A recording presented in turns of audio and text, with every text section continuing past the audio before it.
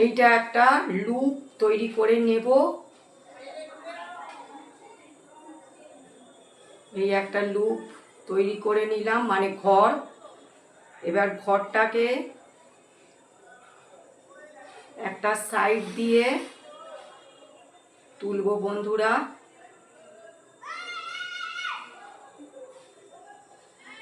এই সাইড দিয়ে এই ঘরটাকে তুলে নিলাম, নিয়ে এটা টেনে নেবো, নিয়ে টাইট করে নেবো, নিয়ে একটা ঘর বুনবো। তারপরে পরপর 3টে সিঙ্গেল লং বুনে নেব। এই এই এই